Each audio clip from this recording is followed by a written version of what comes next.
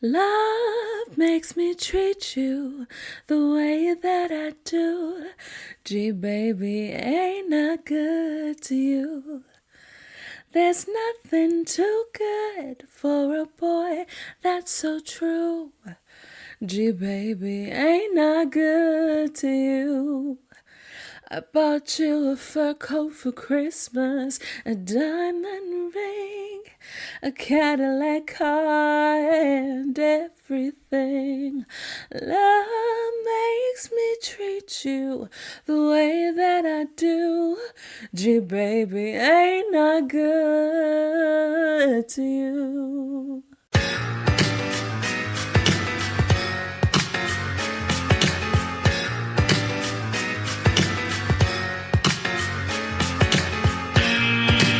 Welcome to supmediareviews, the podcast that never needs spoiler alerts because it takes you back in time to relive the nostalgia of classic TV shows and films that you've probably already seen.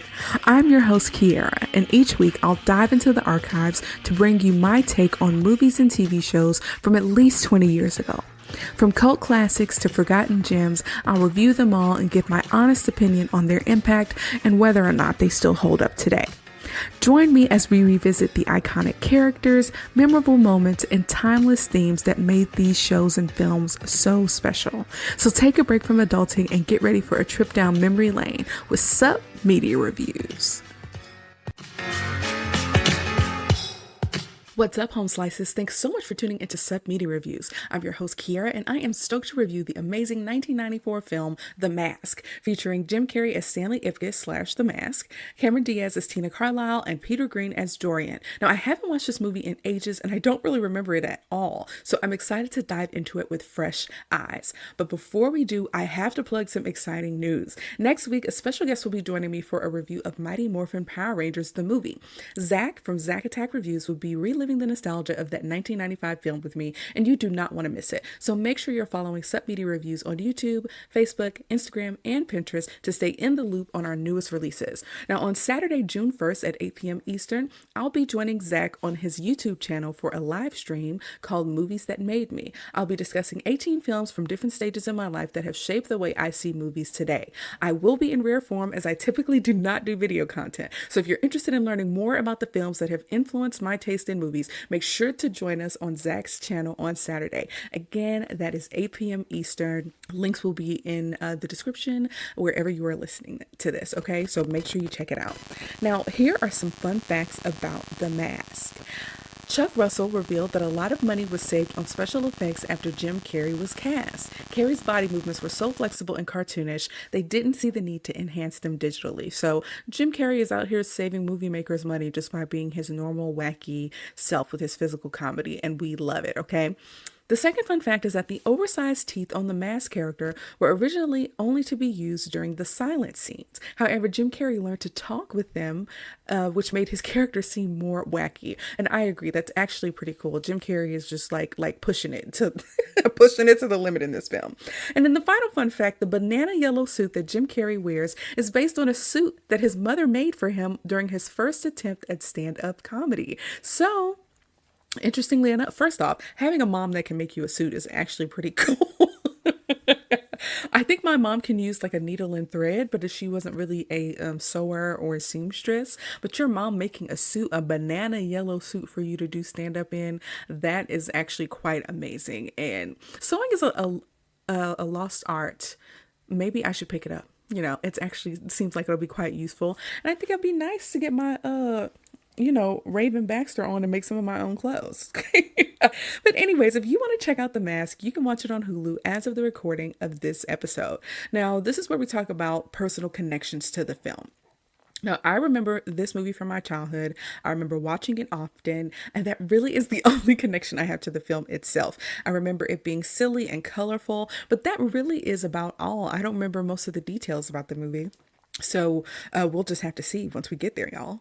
Now, the other kind of connection I have to this film is freaking Jim Carrey, okay? Jim Carrey is a fantastic comedic actor, and I really admire him. He's pretty much non-problematic, and I love that he got his start on In Living Color, but never came off as pandering or appropriative. I love that about him. He's always been himself. His physical comedy and his characters are iconic, and we just love him. He's like a national treasure. He has the range to be like weird and kind of raunchy, like Me, Myself, and Irene, or even some of the scenes in Ace Ventura: Pet Detective. But he also has like the ability to be family friendly, right? Like I loved Liar Liar as a kid, but Jim Carrey is low key the GOAT, and I feel like we should give him more flowers, but something tells me that he's okay with the amount of flowers that he's getting anyway. And again, it just makes us love him even more. Now, I have not seen this movie in probably over 20 years, so I'm excited to share my perspective. So I'm going to be retrying the thing that I did in the Lean On Me movie, where essentially I watch a portion of the movie and then review it, and then watch another portion of the movie and then review it.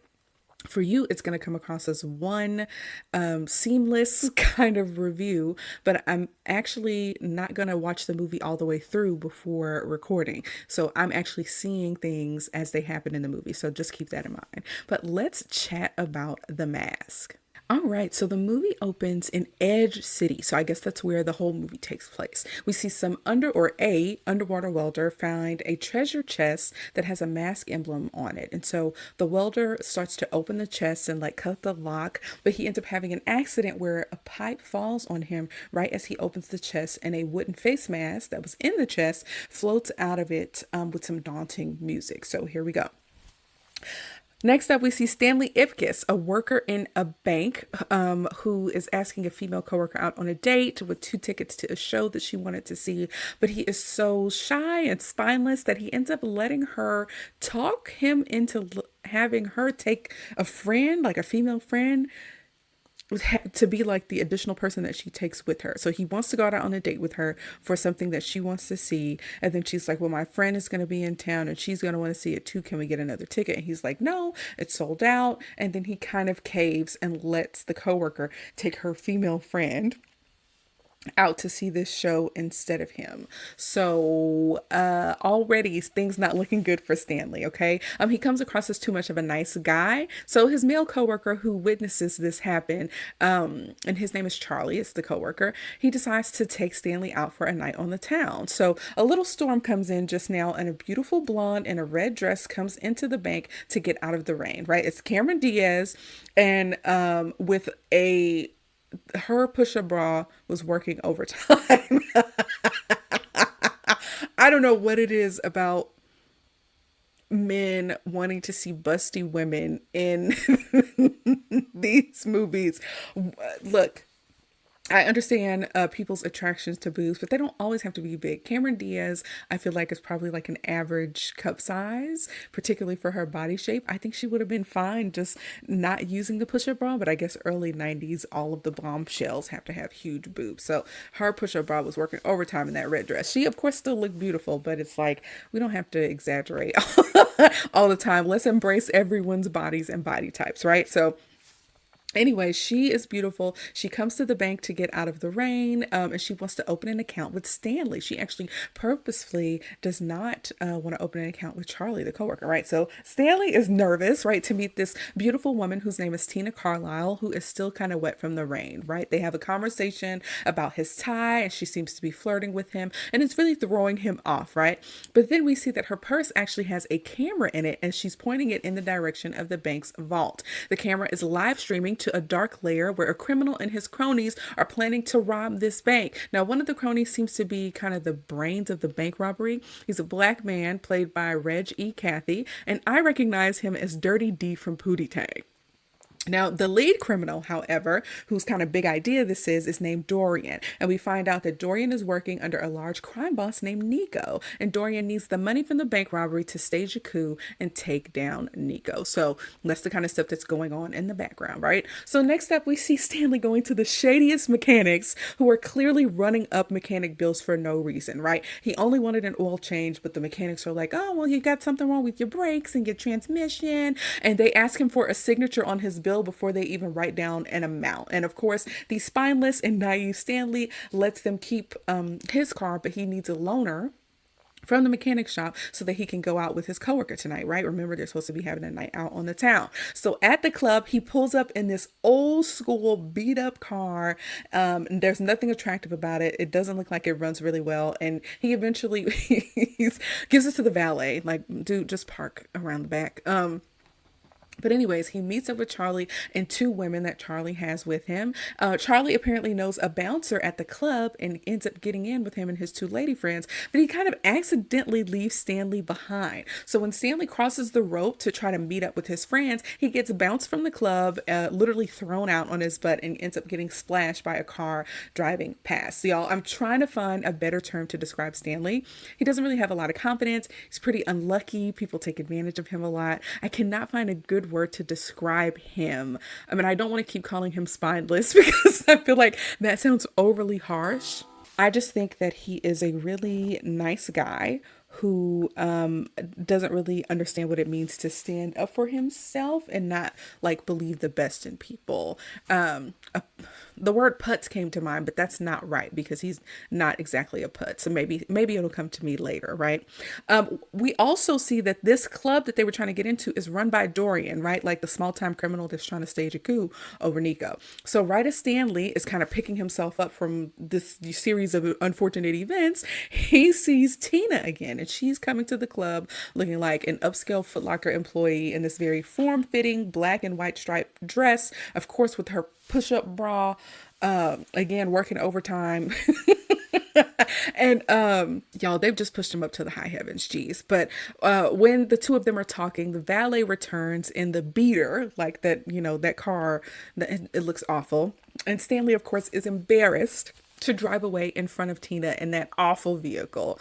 And I'm like, poor thing. It's just, things just don't seem to work out for him in general. So when Stanley is driving across a bridge, like literally in the middle of the bridge, there was no lines or lanes on this bridge, just literally in the middle of the bridge, the car breaks down and it comedically kind of falls apart after he kicks it, which was pretty funny. Then he decides to leave the car, like forget it and walk, but not before sulking on the edge of a bridge. Now, right as it's about to storm, which is like, this is so inopportune because he has to walk the rest of the way home, Stan sees what he thinks is a person in the water below, like underneath the bridge, who might be in trouble. And you can't really tell, but it looks like debris that's like a little human shaped, right? So Stan rushes down to rescue what ends up being a clump of trash and finds a mask in the middle of the trash. So the mask kind of shimmers a little bit and he is about to put it on his face, which is so weird. It's dirty water that's full of trash and you're going to put something on your face, but whatever. Okay. I guess that's an instinct. But then a police officer from on the top of the bridge shines a light down, asks what he's doing in the water. I guess he saw the old beat up car left on the bridge and started looking around for a jumper, maybe. I don't know. So anyway, Stan ends up getting home. He's soaking wet. He gets harassed by his landlady, whose name is crazily Mrs. Peenman. That's a crazy name. But she harasses him for coming in late and tracking water on her new carpet. And so Stan wants to tell her off, but he doesn't. He kind of like loses his nerve when he's about to. And the landlady, of course, insults him some more. And then he finally insults her when she's back in her apartment. So he doesn't really have a lot of confidence. He's not very brave. And he overthinks things. And he kind of lets people mistreat him. Y'all, Stan just seems so sad. He seems like a really nice guy. And in this movie, it seems like nice guys finish last, which is going to be interesting once we switch to his kind of alter ego, right? So in his apartment, he greets this super cute dog named Milo, and he watches an old misogynistic cartoon with the howling wolf, you know, the Auga, that wolf, right? And so he ends up changing the channel to like the Clear Eyes doctor, promoting a book called The Mask We Wear about suppressing our innermost darkest desires and adopting a mask that's more socially acceptable, right? So, you know, foreshadowing. So when the dog starts whimpering near the mask, Stanley, you know, remembers it and picks it up and decides to try it on, and it almost adheres to his face, and he's like, what the heck is going on?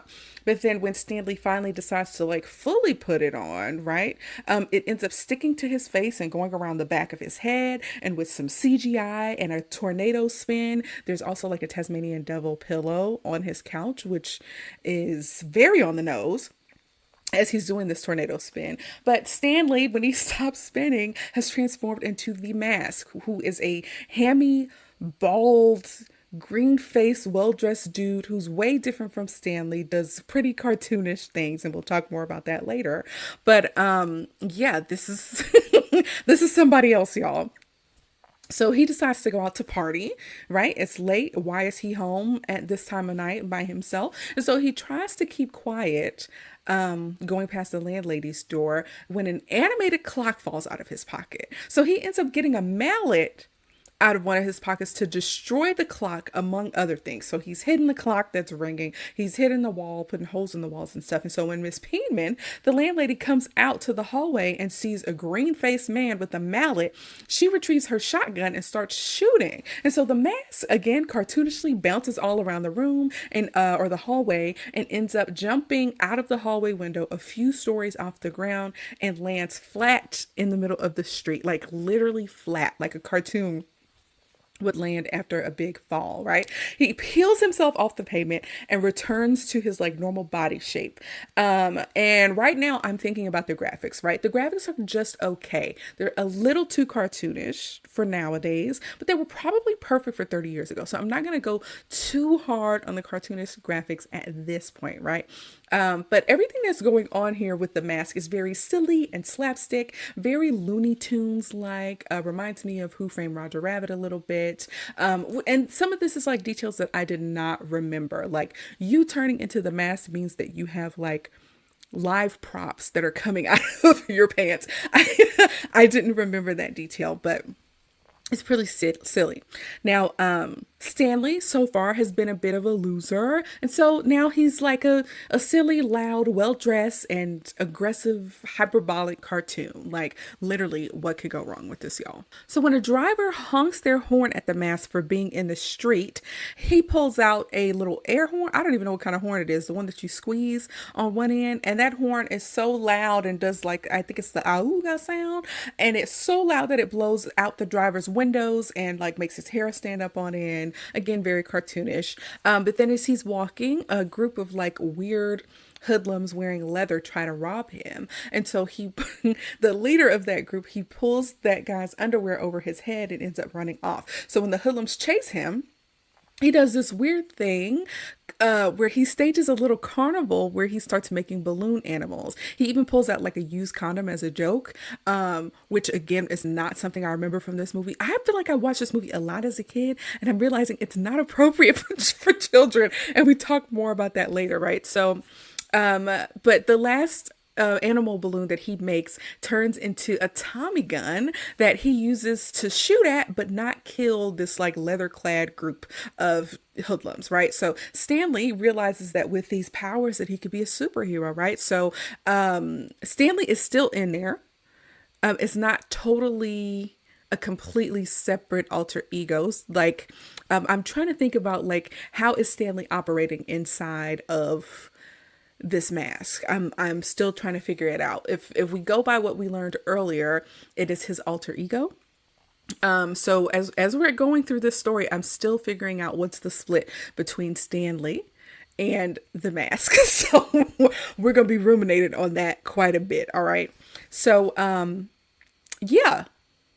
Apparently, this is an alter ego that has an interesting set of skills, a quick wit, and a penchant for revenge. And speaking of revenge, he heads to the immoral mechanic shops to give them a piece of his mind. He pulls up with some really like big mufflers, and then he tells these two, immoral mechanics that it's time for an overhaul. The two mechanics seem scared, and then the Mask does this kind of tornado thing, but we don't know what happened to them at this point. We come back to that later. Now, the next day, the regular human Stan wakes up in his bed believing that all of that happened the previous night was actually a dream, because he now sees the Mask on his dresser, right? A man named Lieutenant Calloway knocks on his door asking if he heard anything related to the disturbance of a prowler with a mallet who ended up jumping out of the hallway window. Stan claims to have a hearing problem and denies any knowledge of the incident, realizing that all that stuff from the previous night was actually real and not a dream. And so after the lieutenant leaves, he realizes that he's actually late for work and Milo helps him find his keys. We learn that Milo has a problem with returning things. Earlier in the movie, he didn't want to give a frisbee over to Stan, and now it's his keys. He helped him find them. He just didn't want to let them go. It's actually kind of cute. The dog is, I love the dog in this movie. Okay. When Stan leaves the apartment, he tries to throw away the mask, but it ends up coming back like a boomerang through his apartment window right as Stan leaves. Is he just leaving windows open in his apartment? Who knows? Okay.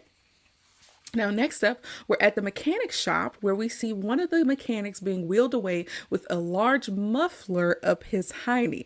I do not remember this from being a child, but this is like a little raunchy for me, y'all. I don't really care for sodomy jokes and humor, so this is a little bit off-putting for me. But the lieutenant is there, the same one from earlier, trying to figure out what happened in this incident at the mechanic shop, along with this kind of nosy reporter that's, trying to get the scoop on what happened as well. And we'll talk more about her later. Now at work, Charlie, Stan's coworker, is like, hey, what happened to you last night? And Stan is like, did you check the gutter? Like, he got thrown out. Charlie kind of accidentally left Stan behind. And of course, Stan wasn't happy about it. But Charlie does share an article in the paper that praises Tina for her performance at the nightclub, which is called the Coco Bongo last night. So Tina is also like a singer, dancer, performer at the club. So that's pretty cool. Now, one thing that I think is pretty funny is when you're watching an old film, and it shows like a newspaper headline. Whenever you pause on the newspaper and read, it's so nonsensical. Like they have maybe one paragraph that's relevant to the headline, and then the rest makes absolutely no sense. It's actually kind of funny. But anyway, Stan is scolded by his boss for being 40 minutes late. And of course, he promises it won't happen again. And we learn that the boss actually is a Nepo baby. He's the son of the guy who owns the bank. So it's not like he's the boss because he has any special skills. He's the boss because his daddy's the boss, okay? So Charlie and Stan discuss Tina and Charlie, basically saying that Tina is out of his league. He needs a more down-home type of woman, a woman who happens to be like the nosy reporter from earlier in the movie, right? She was the one at the mechanic shop. So she comes over and asks for Stanley Ipkiss. Her name is Peggy Brandt, and she is from the local newspaper, and she asks him about being a customer at the mechanic shop. And of course, he denies it at first, because he is realizing that was not a dream and he actually did something to those mechanics, right? And he almost gets caught in his lie until he changes the subject, realizing that Peggy has an advice column called Ask Peggy. And she had published a letter that he wrote to her, asking for advice about a year ago. And the title of that letter was Nice Guys Finish Last. And according to Peggy, hundreds of women wrote in saying that they would love to date a nice guy like Stan. You all, I enjoy nice guys too. There's a fine line between being a nice guy and a doormat. And Stanley is a doormat. Now, Peggy is reporting on the incident that happened at the mechanic shop to try to break away from Ask Peggy because, according to her, it pays dick. And I'm like, whoa. We don't use that phrase that way anymore. But what a crazy thing to say. Look, Stan claims to have no information on anything suspicious happening at the mechanic shop. And Peggy is like, well, if you think of something, like, here's my number. This is my personal number. And she even admits, kind of mistakenly, that she is one of the hundreds of women who would love to be with a nice guy like him. Does Stanley take the hint? I'm going to say no, based on some of the events that happen later. So back at Nico's dark and seedy lair, remember Nico is like the head criminal, right? That's over Dorian. So at Nico's dark and seedy lair, Dorian is accompanied by two cronies who make him lay down on the ground with a golf tee in his mouth as Nico hits a golf ball into like the automated net that tells him like how far the ball would have went. Nico found out from the police, who earlier tried to shut down the club, that Dorian is running his small time scams out of the club and like drawing too much attention, right? So Dorian's little mouth is bleeding from the golf tee as Nico tells him that he has 1 week to get out of town or Nico will kill him. So this is very gangster inspired. It's very interesting because while this movie appears to be modern for like happening at the time that the movie came out, early 90s, there are a lot of older elements in the story, like the type of gangster that Nico is, the type of suits that the mask wears. There are some of those older elements that are actually kind of cool. So that same night, Stanley is asleep, dreaming of how he would do things differently if he saw Tina at the club again. In this fantasy or in this dream, he has a fancier car. He has way more confidence. It's so much confidence that Tina, comes over to him and starts hugging on him and starts licking him in the ear, which was very strange. It's a weird, weird scene. I hope he cleaned his ear real well, but it's actually Milo licking his ear, which wakes Stan up. And so he actually clipped the newspaper article about Tina singing and put it on his nightstand, like taped it to his mirror. And he basically takes it down and says Tina could never really like him until he spots the mask on his couch and, of course, gets an idea. And at first, he throws the mask behind the couch, kind of like, whatever. But then, in desperation, he kind of throws himself behind the couch. And once more, we get the little transformational tornado of him, turning into the mask. This time, he is wearing a yellow zoot suit and a really nice hat. I love the hat with the feather for whatever reason. It looks great. Okay. He does like a quick get ready with me sequence, which is kind of silly. He's like shaving with a knife and drying his face with the dog. But then he realizes that he doesn't have any money and he needs to rectify that. So interestingly enough, at the same time, Dorian's cronies from earlier, if you all remember, the guy that I said was also Dirty D from Pootie Tang, he was the one that was going to lead this bank robbery, right? So it's him and like 3 other guys who are preparing to rob the bank where Stan works. Now, Dorian, who's on the phone with them, is like, I'm going to make sure that I'm here at the club and I'm visible while, the cronies get the heist done, right? So they can't really link him to the crime. So the 4 men are about to break in when the mask bursts out of the door with money in like the giant money bags with the cash symbol on them, of course, tornado style. And this is really interesting because now I'm really on the fence about the mask's moral compass and how much of it is actually Stanley. Stanley comes across to me as having pretty high moral standards, so high that he kind of disbelieves that other people could be mean or bad to him. So the fact that this version of himself, this alter ego, the mask, is stealing from a bank, let alone his workplace, is kind of out of character. And so now, again, this is where I'm still trying to figure out this line between who Stan is and who the mask is. And right now, that line is very blurred. I'm having a hard time with it, actually. So, of course, the mask leaves. He's very fast. He like peels out of there after he says a one-liner. It wasn't very good, but I think he says something of like waste not, want not, which didn't make sense to me in the moment. But the police show up right as the mask kind of leaves, and they engage in a shootout with Dorian's cronies who didn't even step foot into the bank. They're still outside the door. So, that happened. Now, at the club, which is called Coco Bongo, the mask pulls up in the stretchiest of stretch limousines and makes a grand entrance by like flinging money everywhere. And that's how he gains entry into the club. And the people outside are clamoring over the flying cash in the air. And so inside, Tina starts performing. Again, Tina is played by Cameron Diaz, but this is not Cameron Diaz's voice. This is somebody else's voice, and she is lip syncing. It's a song that appears to be titled "G Baby Ain't I Good to You." It's very Copacabana. It's a seductive number. She's wearing a short little dress. She's interacting with some of the men who are in like the front row tables and dancing seductively against like a tree that's there near the stage. She does a pretty good job of the lip syncing. It's just because we know Cameron Diaz, we know this is not her singing voice. So it's like a little bit unbelievable in that way. But overall, the performance is really good. And the mask, who, is in the club now, sees this seductive performance and proceeds to do like the old school cartoon misogynistic reactions, right? Like his jaw hits the table and his tongue rolls out. He turns into the wolf and goes, "Ooga," and then you see the heart beating out of his chest. Very, old school cartoon stuff, right? Well, just then, one of the cronies from the bank robbery comes down to grab Dorian because, of course, something went wrong with the robbery. The mask then zips over to the stage to do his own little performance. And so he kind of transforms all the band members into a big band, like the big band style of music. And they do y'all, if y'all have seen the movie, y'all know what I'm talking about. I believe big band is the type of music that it's called.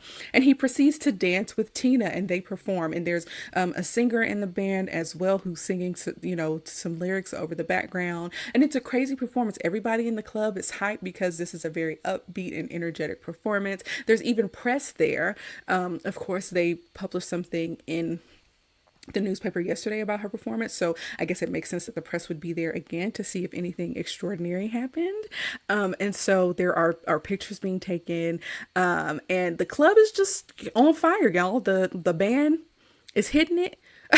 um, the people in the crowd are in shock and amaze, and Cameron Diaz, who's just kind of been swept off her feet by the mask, and they're dancing together as if they know what the dance moves are and they've been practicing for a long time.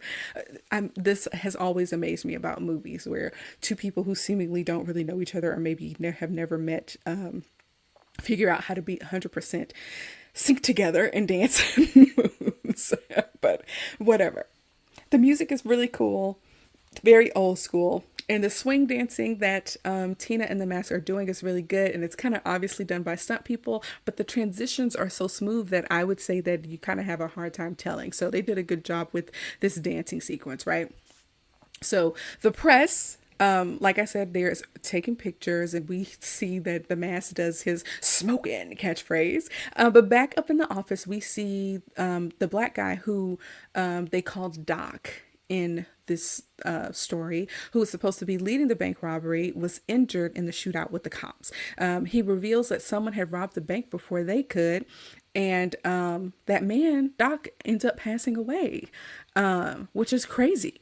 Dorian, who is pissed, asks who did this, and one of the cronies reveals that it's the Mask who's dancing with Tina right now at this very moment, because apparently the club actually overlooks the stage, or the not the club, the office in the club overlooks the stage. And so they identify who the culprit was, who, this eventually led to Doc's death. So Dorian is very upset. Not just about Doc, I don't think, also about the fact that he does not have the money he needs to exact his plan and revenge over Nico, who has basically given him an eviction notice out of the town. So there's a bunch of different things going on for Dorian.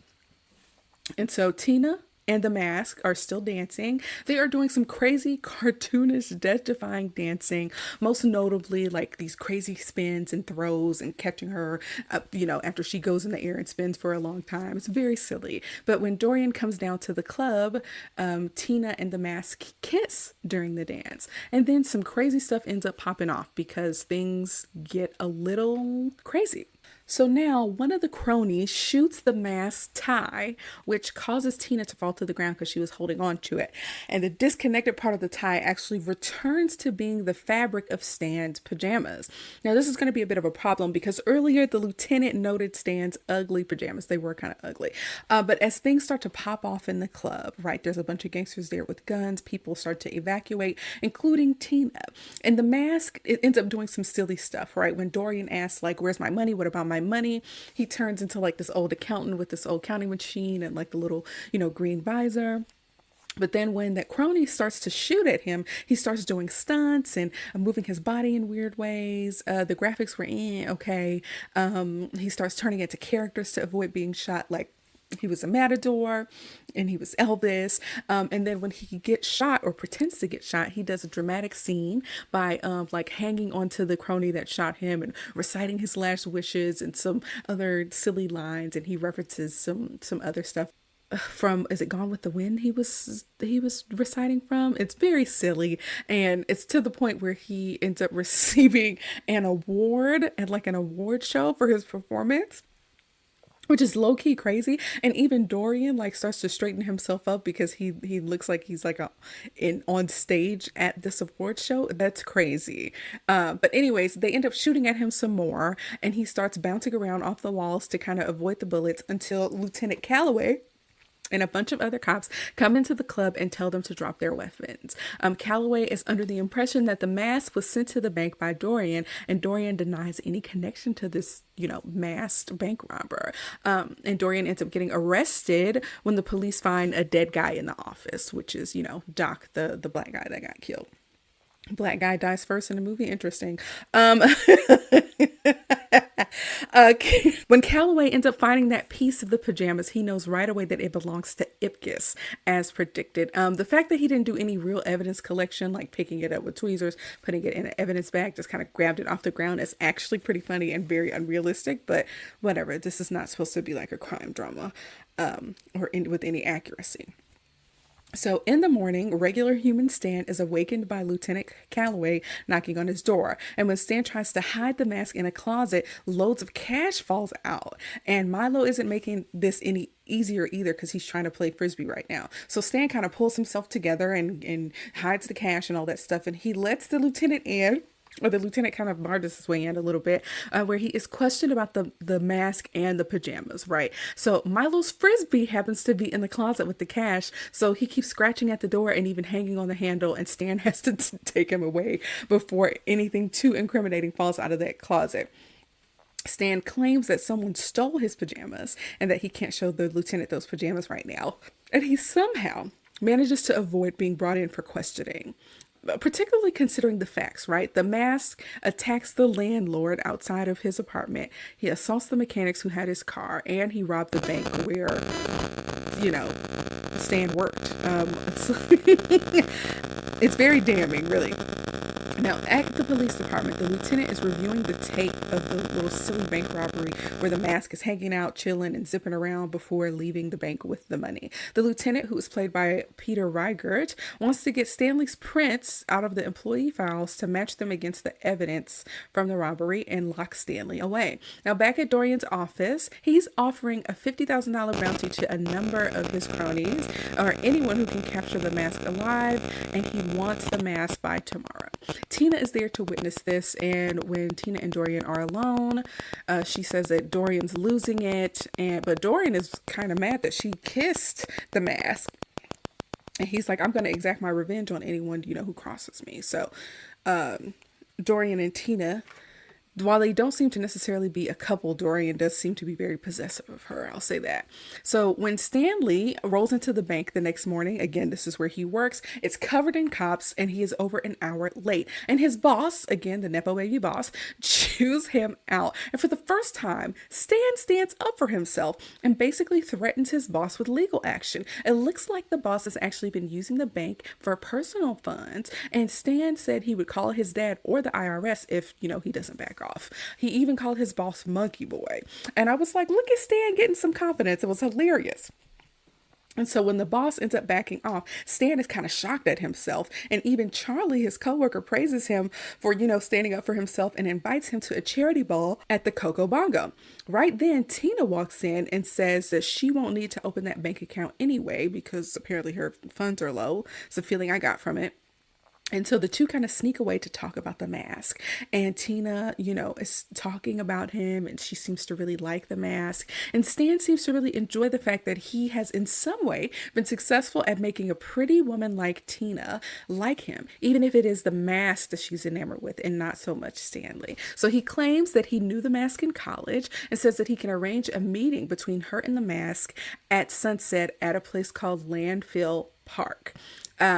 I'm starting to get suspicious that this is a trap and she's actually going to turn him in for the $50K so she can kind of start a new life, but there's no real evidence to suggest that. Next up, the Clear Eyes guy from earlier is now evaluating that mask. If you remember from earlier, the Clear Eyes guy in this movie actually has a book about, masks that people wear, right? And so it looks like Stan went to his office to get this mask evaluated by a smart man who specializes in masks, right? But his book is more so about the metaphorical mask that we wear. And apparently he's also an expert on physical masks as well. The Clear Eyes guy, I'm gonna call him Clear Eyes guy because I don't remember his name from the story, and for whatever reason I can't remember his name in real life either, but he claims that the mask appears to be a 4th or 5th century Scandinavian mask which represents Loki, the Norse god of mischief.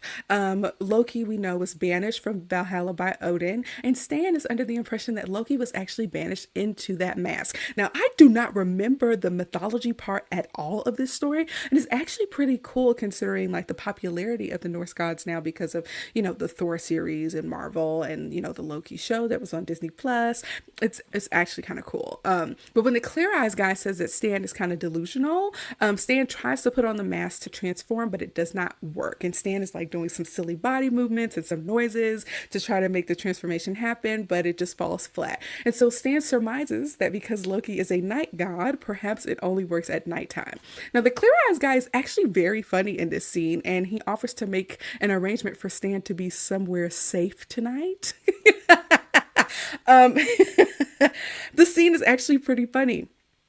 So anyways, Stan says that he has to see Tina that night, so he can't take him up on that offer. And he asks the Clear Eyes guy for some advice. Should he go and meet Tina as himself, Stanley, or as the Mask? And the Clear Eyes guy is like, if you promise you'll leave after I give you this advice, I'll tell you. You should go as both as yourself and as the Mask, because they are one and the same. They are the same beautiful person, right? And I think that's an interesting way to tell someone to embrace both sides of themselves.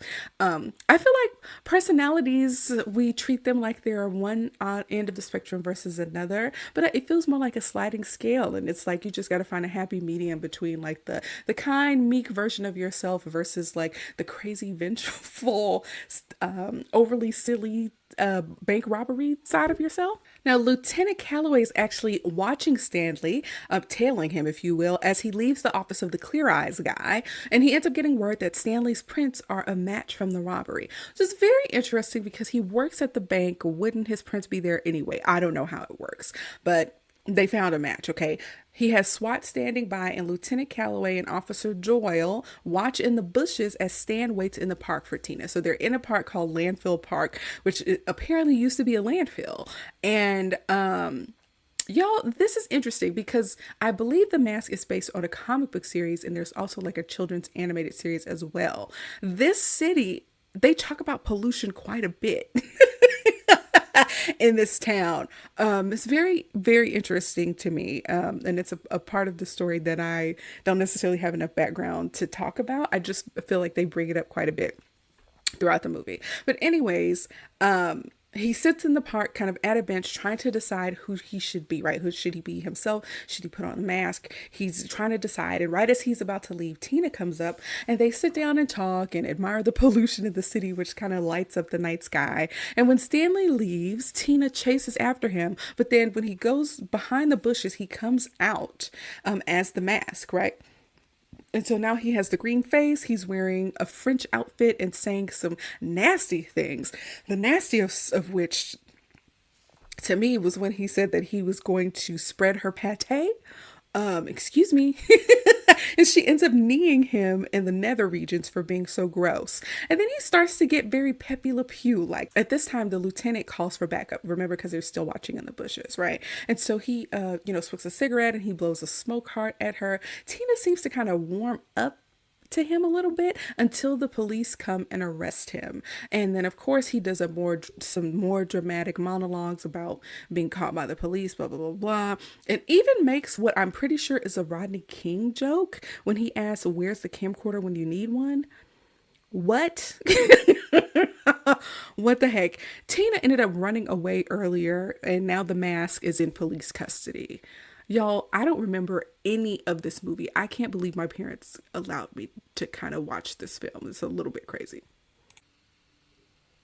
So at the newspaper office, Peggy, remember the reporter from earlier, takes the Ipkiss story and heads to the park to get the scoop, right? The police are still there with the Mask, pulling this endless amount of supplies from his pockets, including a bunch of gags, rubber chickens, stuff like that, and eventually a picture of the lieutenant's wife. And when the lieutenant gets angry about this, the Mask kind of punches him and his partner and ends up handcuffing them together before making his escape.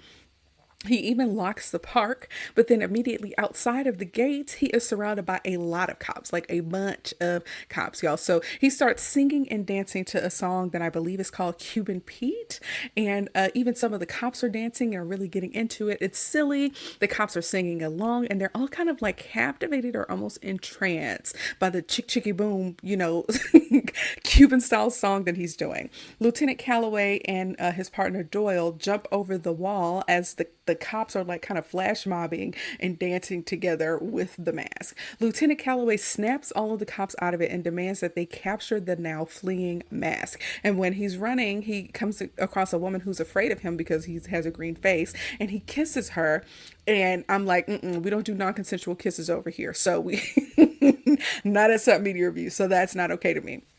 The mask ends up running into an alleyway and removing the mask, returning himself to Stan, right? And so Peggy shows up and gets him out of there in her car while the police miss every shot. So they shoot out one of Peggy's tail lights, and that's about it.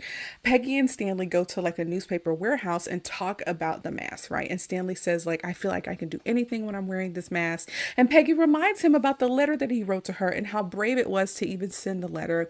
And Peggy comes across as really liking him and telling him that he doesn't need the mask anymore. And when he asks her if she really means it, she says no. And then the door to the warehouse slides open to reveal Dorian and some of his cronies. I was not expecting this, y'all. I thought Tina was actually going to be the one to turn him over to get the reward, but it was actually Peggy. Like, y'all, that's a wonderful twist. I'm realizing I don't remember basically anything from this movie, y'all, besides some of the silly dancing and the cartoony kind of stuff. Stan, of course, is shocked, and, so am I. So she even hands the mask over to Dorian and tells him that it turned Stan into the mask. Peggy is in this for the money. It's not personal for her, but she seems surprised and not too happy when Dorian goes back on his promise to not hurt Stan. So two cronies are hanging him upside down over the top of this running machine. And because this is a newspaper warehouse, I'm assuming it's some type of large printing press that would murder this man if they dropped him into it. But Dorian puts on the mask, and this large kind of indoor storm cloud surrounds him, and it turns him into this green-faced monster, and he looks awful. His jaw is huge. He has the structure of his face makes it look like he almost has gills. His eyes are red. It's very different from the mask that Jim Carrey turned into, and it's kind of freaky. But instead of killing Ipkiss, they decide they're going to turn him over to the cops so that the cops actually have someone that they think is the mask, to kind of take away suspicion, I suppose, from the person who now has the mask, Dorian. So two cronies go to his apartment. They go to Stan's apartment to grab the cash that's in the closet, while a concerned Milo kind of sneaks around and ends up seeing that his owner, Stan, has been captured. And so Milo ends up following the getaway car, right? And so right as Lieutenant Calloway is griping outside of the police station about how he's going to lose his job and how embarrassing the whole dancing mob of cops were, the cronies literally deliver Stan and a green mask over to the cops on the street, right? And so how convenient is this? Stan gets locked away and Milo is in the alley outside of his, jail cell window, being sad and whatnot. Milo is sad, and so am I, y'all. This was actually a pretty sad scene for me. Sad dogs just warm my heart, y'all. Now, the next morning, Tina actually comes to visit him. She now knows that he is the mask and is worried that Dorian is going to do something crazy at that charity ball now that he has, this power that, really shouldn't fall into the hands of someone like Dorian. And when she asks Stan how the mask works, Stan's like, it brings out the deepest, darkest parts of you. Like, if I'm a repressed, hopeless romantic, then it makes me this outspoken, revenge-seeking ladies' man, right? But with Dorian, it'll be worse, okay? And Stan is like, you need to get out of town because Dorian is going to be real dangerous. And so she thanks him for being kind to her and treating her like a person and not an object. Party trick was the word that she used, but you all, this is very interesting. The kind of contrast that they're doing between Tina and Peggy, and Peggy's supposed to be the down home, homely girl that he's supposed to go for, as opposed to the singing, dancing, busty blonde. They're trying to turn it on its head, and I don't know. I don't know if they're doing a good job at that. But anyways, she's like, you know what? I really like you, not the mask. Like, I like who you are, Stan. And so they almost kiss, but they get interrupted by a guard. And she says that she's going to disappear and reach out afterwards. So when she leaves the jail, one of the cronies, he's bald with like one braid. And then she comes across another crony and she punches one in the face and runs for her life. And so outside of the window of his jail cell, Stan sees her running away and being chased. And he tries to wake the sleeping guard to get someone to help her. But the guard, of course, doesn't believe him. He goes back to the window where he tries to get Milo to jump up to the window like to him so he can catch him. But in the alley, Dorian catches up with old girl Tina and he physically assaults her. We don't like that, saying that he thinks that she might have helped Stan with the bank robbery. And she's like, no, that's ridiculous. But when the cronies find a suitcase in her car, Dorian demands that she attend the charity ball with him tonight. And she really does not have much of a choice. She's kind of trapped. Milo finally jumps high enough to be caught by Stan in the air and is now inside the jail cell with him, trying to get the keys away from the guard. And so when Stan tells him to get the keys, the dog grabs some cheese off of a plate nearby. You all, I really like Milo. Milo is probably my favorite person. Milo is my favorite being in this movie. That was very funny to me. No way my dog would be able to get cheese without eating it. That dog is very smart. Milo is probably a Jack Russell. They're like one of the smartest or the smartest. No, one of the top three, I think, smartest breed of dog. Yeah, very smart dog. Really enjoy him throughout this movie. But eventually, he grabs the keys from the pocket of the guard. But of course, he does not want to give them back because he likes to play tug of war with stuff. But back in... Tina and Dorian are on their way to the charity ball, and Dorian ends up revealing a large box of explosives to Tina. So we don't know what's going to happen, but there's some stuff about to blow up, okay? Stan, who's now out of his cell, tries to grab the guard's gun, which I thought was pretty weird. And when the guard wakes up, he ends up pistol whipping him in the back of the head, okay? And on his way out of like the jail cell area, he ends up running into Lieutenant Calloway. And Lieutenant Calloway is like, you're not going to get out of here like this. And he's like, you're right. You know what? You're going to take me out of here as your prisoner. And so kind of at gunpoint, he makes him kind of walk him through the precinct to get to the car so they can head to their next destination. But on their way out, Lieutenant Calloway sees Doyle, his partner, and he tries to use Pig Latin to convey that that Stan actually has a gun. But because Doyle is too slow, he doesn't really pick up on things and isn't even suspicious that Milo, a dog, is with them and hops in the car with them, or that it's actually Stan who's driving away in the police car and not the lieutenant. So yeah, this movie is totally silly. It's ridiculous. But on the way to the ball, Dorian ends up putting on the mask and he is now the scary green monster, y'all. Okay. I feel like he scared me as a kid. That man is this a children's movie? Let's talk about that later. All right, y'all, it's the final scene of the movie, okay? We are at the Coco Bongo. They are gambling and raising money for the War Orphans Fund in this large, like, suspended from the ceiling piggy bank, right? So Charlie is there. Remember, Charlie is Stan's coworker. The mayor is there. Nico is there. All of the who's who of the town is there, right? And so suddenly, a green-faced Dorian bursts through the door with an explosion, saying that he's an ex-employee who's come for his back pay, or should I say pay back, which I actually enjoyed that. Okay, it's a great line. A shootout ensues because Nico realizes that even though Dorian looks very different and very scary, that it is indeed Dorian. And so Nico flips over a casino table. They're shooting bang, bang, bang, right? Dorian, who gets shot multiple times, is actually unharmed by the bullets and instead shoots the bullets from his mouth at Nico, killing him. So Nico is gone, y'all. He's achieved his end, right? He introduces himself as like the new host of the party. So when Stan and Lieutenant Calloway pull up to the outside of the club, things look suspicious because like there's not a lot of buzzing going about, right? So Stan locks Milo and the lieutenant in the car and tells the lieutenant to call for backup or whatever. And he sneaks into the club right as the thugs are like shooting the money out of the large suspended piggy bank, right? So part of this is a robbery, but he ties up Tina to a tree that's on the stage, and we see that they have sticks of dynamite that they're going to use to blow up the club, and they're actually right at Tina's feet, so she for sure is about to get blown up, right? So Stan, who has two guns, spots Charlie and gives him one of the guns to start evacuating people out of the back of the club. And Charlie is like, cool.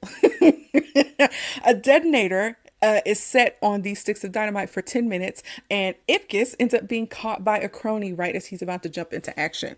Milo, who is a very smart dog, reminds me of Wishbone. Did any of y'all watch Wishbone? I might have to review that. I don't remember a whole bunch about it. I just do remember watching it quite a bit. But he smartly manages his way out of the car. And so when Dorian gets alerted to Stan's presence in the club, Tina demands a kiss. And the masked Dorian is like, yeah, listen, it's all we always got time for a kiss. I don't care that this bomb is about to go off in a few minutes. And she's like, no.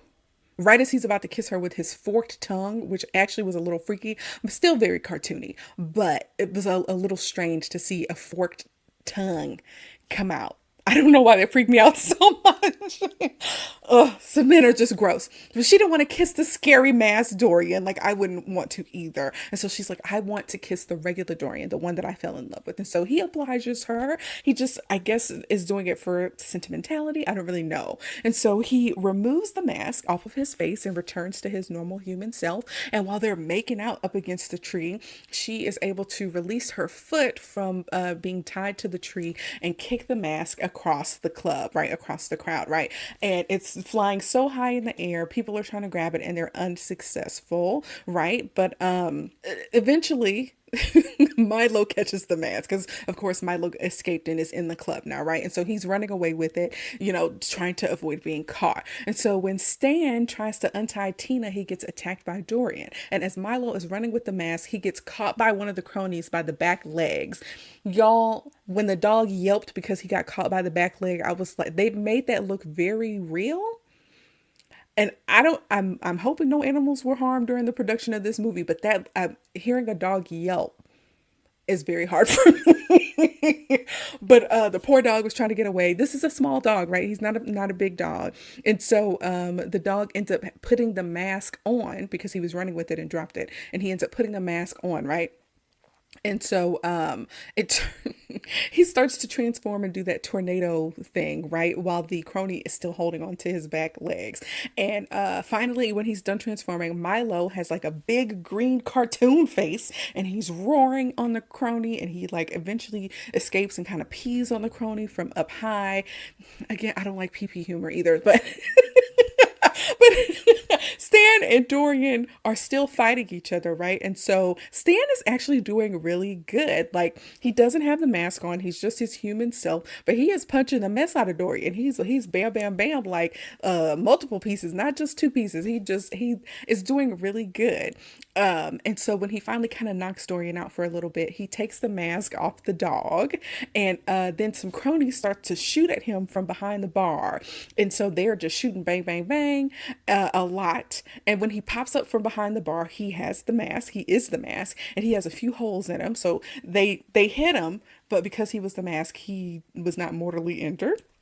And he decides to pull out some big guns to scare off the cronies. He ends up making a Dirty Harry reference. But then they get scared off because of those big guns, but it turns out they're all fake. They pop out the little flags that say bang on them. Another kind of cartoon gag. If this mask is supposed to be Loki, does Loki like cartoons? He predates cartoons by like centuries. Why are all his tricks? Aren't any of his tricks like 4th or 5th century tricks? I don't know. It doesn't make a whole lot of sense, but I don't think it's supposed to. I think I'm giving it more thought than I need to. But anyways, the seconds are running out. There's like 6 seconds left on the detonation of this bomb. And so old girl calls over to him. She's like, please hurry. He picks up the bomb as the mask and he eats it before it detonates. So it blows up inside of him and he burps. And because he is the mask, he is kind of impervious to injury right now. So he starts untying Tina, and Dorian gets back up again and pulls out a switchblade. And of course he's like, this man is incorrigible. And he is. So he does not give up. Dorian is an interesting villain. Yeah, he's relentless, and He's the worst. He's just, and he just won't go away, right? And so, as Dorian makes his way across this kind of indoor fountain that's there in the club, the mask draws with like some paint a flush handle and uses it to flush Dorian down the drain, like the POS he is, right? And so, Stan removes the mask and returns to his human self. And right as he's about to kiss Tina, the police come in with Charlie to arrest the remaining cronies who are there trying to like pick up all of the monies that fell out of the piggy bank. Now, here's the crazy part. If it weren't for the mask by now, the club would have blown up already. I thought they were trying to steal the money from the piggy bank, but there's no way they would have had enough time to pick up enough of it or all of it. What was the point of this? I guess it was to show that he's the big dog now and he's the big crime boss. I guess that's what Dorian was aiming for. But this little charade and shenanigans, like they don't all make sense. Am I tripping? Do I just not understand the plan? I don't know. So yeah, the police come in, they come in with Charlie, they arrest the remaining cronies, some of which had bags of cash on them. But when the lieutenant stops Tina and Stan from kind of sneaking out of the club with the remaining patrons, the mayor says that he saw with his own eyes that Dorian was the mask and that Stan actually rescued everybody in the club. So Dorian's plan ended up backfiring on him, right? Like he was going to offer up Stan as the mask so that they would have someone to pin for the crimes. But because the mayor, who has a lot of pull, actually witnessed Dorian as the mask, it is Dorian who is pinned for the crime. And Dorian has been flushed to God knows where. I don't even want to know what happened to Dorian after he got flushed in Scrubs. It's a very interesting way to dispose of a villain, y'all. So anyways, essentially, Stan knows how powerful he is without the mask, and he has a newfound confidence, y'all, and he feels like a man. He feels powerful. And so the mayor wants to see the lieutenant in his office in the morning because the lieutenant actually kind of insulted him a little bit. But Stan, Charlie, Tina, and the dog end up heading out, right? They're getting off scot-free, right? So in the daylight, they go to a bridge to throw away the mask, get rid of it forever. And so Stan is like, are you sure you want me to get rid of the mask? Because all that's going to be left is just a regular old me, Stan. And so Tina reassures him with the kiss that she does not want the mask. She really wants him, which is very sweet. And Tina ends up throwing the mask into the water for him. And they're making out and, you know, in the sunrise. And Charlie gets out of the car and kind of sneaks over to the bridge and jumps in to retrieve the mask. But we see that the dog, Milo, has already beat him to it and is swimming away with the mask, which is hilarious. I hardly remember any of this freaking movie, okay? We end the movie with the makeout scene of Tina and Stan, and we get one more smoking from Stan, okay? And so the movie ends with the song by R&B group Escape called Who's the Man, which is low-key crazy. What is Escape doing on on this soundtrack? That it seems very unexpected to me, but get your money, Escape. All right. So speaking of crazy, I took a look at the soundtrack for this movie, and I'm kind of shocked to see that some of the artists include people like Escape, Tony, Harry Connick Jr., and Vanessa Williams. Harry Connick Jr. actually makes a little bit more sense based on the type of music that he makes and the type of feel that this movie has. But I kind of feel surprised by the people that they have here on the soundtrack. So that is it for The Mask, y'all. At the end of every review, we ask the same two questions. Does it hold up today? And is it worth a rewatch? As far as it holding up today, I'm going to say not exact. There are a few things that I feel like aren't okay and that don't sit right with me. Like The Mask is quite misogynistic. He did a non-consensual kiss in the movie. He committed a number of crimes, including the one with the muffler that was pretty uncomfortable for me. I'm still struggling to resolve how I feel about the contrast between Peggy and Tina and trying to figure out, like, what's the real message here? Is it that pretty girls want a nice guy and more down to earth homely women will use you for your money? Or is it that no matter what, the average looking male protagonist deserves to get the hot girl? Maybe I'm reading too much into it, but it's, you know, this idea of pitting women against each other, even in this way, just isn't sitting right with me, right? It's like, pretty blonde lady, you know, redhead reporter, you know, round the way girl. And it's like, we don't need to do that. I was also taken aback by The Mask robbing a bank. He came across to me in the beginning as a more like righteous vengeance seeker and superhero, but the bank robbery just felt out of place for me. There was something off about it and out of character for Stan and The Mask to me. And and I didn't mention this earlier, but the movie is based on a comic book by Mike Richardson, and I don't have any frame of reference for the source material, so maybe that's the missing piece and why I'm not understanding how him robbing the bank fits into his story. Because as silly as he is, he's always more justice centered, and robbing a bank is like not the bank he works at. It doesn't make sense to me, like, at all. It would be one thing if they weren't paying him enough, or they had done him wrong. I mean, he hated his boss, but people hate their bosses all the time. It doesn't mean you rob your workplace. Is it just me? Am I reading too much into the fact that feels out of character for him? It's something that's in the story that I feel like doesn't feel right. Anyways, Jim Carrey did a wonderful job being the comedic actor and lead in this story, and his comedy shines through. I think I read that he only got paid like less than $500,000 for his role in this movie, and this was at the time that I believe he was transitioning away from his role in Living Color and moving to making more comedic movies. And so I believe that he leveraged his success in the popularity of this movie to make more money in later movies like Ace Ventura and maybe another movie that's not really coming to mind. So while this movie didn't pay him a whole bunch of money, the success of this movie helped him up his ante when it came to future movies down the road, which is a pretty good way to leapfrog your way to top billing, right? I will say that the makeup and the costumes are pretty good. Like, those pretty much hold up for me, but it's the CGI that doesn't really do it for me 30 years later. And that is totally understandable. It was 30 years ago and technology has advanced quite a bit since then.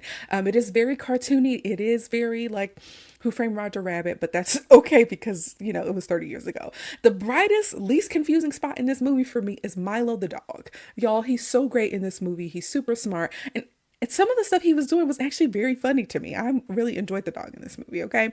I feel like if whoever made this movie went a little darker with the film and didn't make it seem as kid-friendly, I would like it a bit more. I mean, it has a PG-13 rating, and I think that's pretty accurate, but I remember watching it when I was much younger, like a real kid, and it really was not appropriate at all. Because if you think of like the cartoon Tornado Tasmanian Devil situation, the bright colors, the fact that he's turning into a character with like a painted green face and putting on a mask, like these are things that would draw children. And I don't think that this is necessarily a film for children who were as young as I was at the time.